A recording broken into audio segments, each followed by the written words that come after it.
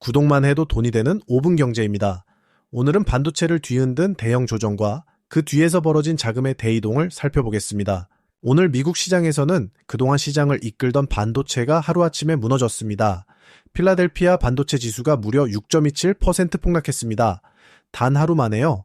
반도체는 사놓기만 하면 오른다던 공식이 오늘만큼은 완전히 뒤집혔습니다. 먼저 지수부터 보겠습니다. 나스닥은 0.66%, S&P 500은 0.21% 내렸고 다우는 0.03%로 사실상 보합에 그쳤습니다. 지수만 보면 조정 폭이 작아 보이지만 속을 들여다보면 이야기가 완전히 다릅니다. 반도체 안에서 지진이 났기 때문입니다. 방아쇠는 메타였습니다. 메타가 남는 컴퓨팅 자원을 외부에 팔겠다. 즉 클라우드 사업에 뛰어들겠다고 발표했습니다. 여기에 오픈 AI가 GPU, 그러니까 AI 연산에 쓰이는 핵심 칩의 소요량을 줄이는 기술을 내놨다는 소식이 겹쳤습니다. 쉽게 말해 앞으로 칩을 예전만큼 많이 안 사도 된다는 신호가 하루에 2개나 동시에 터진 겁니다. 하드웨어 수요가 꺾일 수 있다는 공포가 반도체 전반을 덮쳤습니다.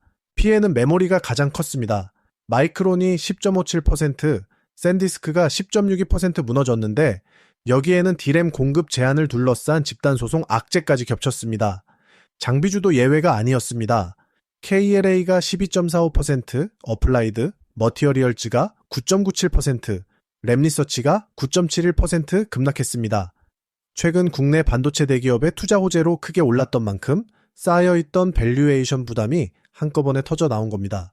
엔비디아는 상대적으로 선방에 1.25% 하락에 그쳤지만 AMD는 6.89%, 인텔은 9.03%나 빠졌습니다. 신생 클라우드 업체들도 직격탄을 맞았습니다. 코어위브가 13.92%, 네비우스가 17.01% 폭락했는데요. 메타가 직접 컴퓨팅 용량을 팔기 시작하면 이들이 설 자리가 좁아진다는 우려 때문입니다. 그런데 여기서 가장 중요한 대목이 있습니다. 이 돈이 시장을 떠난 게 아니라는 점입니다. 반도체에서 빠진 자금은 곧바로 다른 곳으로 이동했습니다. 정작 사업 발표의 주인공인 메타는 8.81% 급등했고 마이크로소프트는 5,500명 감원 계획과 함께 3.02% 올랐습니다. 팔란티어는 7.77%, 세일즈포스와 서비스나우 같은 소프트웨어 종목도 나란히 강세였습니다. 칩값이 싸지면 오히려 이익이 늘어나는 대형 기술주와 소프트웨어로 돈이 우르르 몰린 겁니다. 배경에는 2가지 이슈가 더 있었습니다. 하나는 오라클의 경고입니다. 오라클은 연례 보고서에서 데이터 센터를 짓는 과정에 건설 지연과 부품 병목 그리고 전력 비용 상승이 나타나고 있다고 밝혔습니다. AI 투자의 수혜가 칩이 아니라 전력망 같은 인프라 쪽으로 옮겨갈 수 있다는 신호입니다. 다른 하나는 애플입니다. 애플이 해외 판매 제품에 중국산 반도체를 쓰기 위해 백악관과 협상 중이라는 소식이 전해지면서 기존 반도체 업체들의 입지가 흔들릴 수 있다는 우려가 더해졌습니다. 그래도 시장이 낙폭을 상당 부분 만회한 건 연준 덕분이었습니다. 케빈 워시 연준 의장은 ECB 포럼에서 최근 한 달간 기대 인플레이션과 위험이 낮아졌다며 비둘기파적으로 해석되는 발언을 내놨습니다. 여기에 ISM 제조업 지수가 53.3, ADP 민간 고용이 98,000건으로 예상을 밑돌면서 경기가 완만하게 둔화되고 물가 압박도 풀리고 있다는 해석에 힘이 실렸습니다. 이 영향으로 장중 오르던 국채금리는 상승폭을 반납했습니다. 통화정책에 민감한 이 연물금리는 4.14%로 내렸습니다. 워시 의장은 6.7조 달러에 달하는 연준 보유자산을 줄일 필요가 있다고 재확인했지만 시장 충격을 피하기 위해 아주 천천히 진행하겠다는 뜻을 밝혔습니다. 이에 따라 본격적인 자산 축소는 2027년 이후에나 가능할 거란 관측이 강해졌습니다.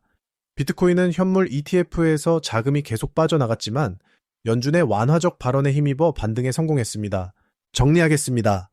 오늘 반도체 급락은 AI 투자가 무너져서가 아니라 투자의 방식이 바뀌고 있다는 신호로 읽어야 합니다.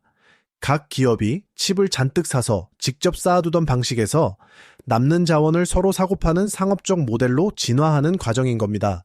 그 과정에서 그동안 너무 많이 올랐던 반도체가 차익 실현의 대상이 됐고 대신 칩값 하락의 수혜를 볼 대형 기술주와 소프트웨어가 새로운 주인공으로 떠올랐습니다. 당분간은 반도체 독주보다 실적이 탄탄한 우량주와 소프트웨어로 시장의 무게중심이 옮겨가는 흐름을 눈여겨봐야 하겠습니다. 오늘도 시청해주셔서 감사합니다. 구독과 좋아요 잊지 마세요.